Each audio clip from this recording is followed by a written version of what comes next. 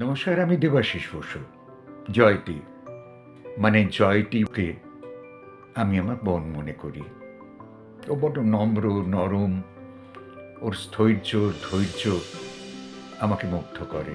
তাই তোকে যেমন স্নেহ করি, তার চেয়ে হয়তো বেশি সম্মান করি।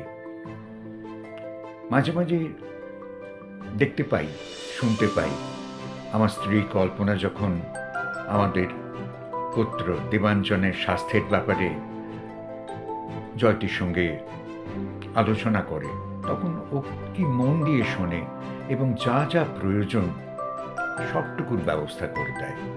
এই তো আমার কথাই ধরুন না, কিছুদিন আগে আমার একটা হেলথ ইস্যু হয়েছিল। জয়তী নিজেই বলেছিল যে দাদাকে আমি দেখতে যাব। বৌদি, বাড়িতে গিয়ে দাদাকে দেখব, দাদার যা যা ডায়েট হওয়া উচিত এই সময় আমি সব বলে দেব। আমি বলেছিলাম, জয়তী এত ব্যস্ত কি করে আসবে? সত্যি সত্যি আমাকে অবাক করে দিয়ে জয়তী একদিন বাড়িতে এলো। ও সেই মিষ্টি হাসি ছড়িয়ে দিল। ভালো অভিনয় করে, তবে এটা একেবারে রিয়েল। যা বলছিলাম, জয়তী প্রত্যেকটা কথা মন দিয়ে শুনলো, কি কি খাওয়া উচিত, কি কি নয়, সব কিছু পুঙ্খানুপুঙ্খভাবে ও লিখে দিল।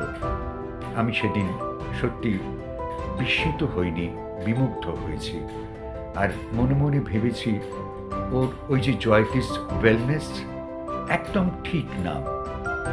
জয়তী সবার ভালো চায়, সবার ভালো চায় বলেই আমিও বলি, জয়তী সবার মতো আমিও চাই তোর খুব ভালো হোক। Let Jayati be well, then Jayati's wellness will rise and rise high and highest. All the best, Jayati.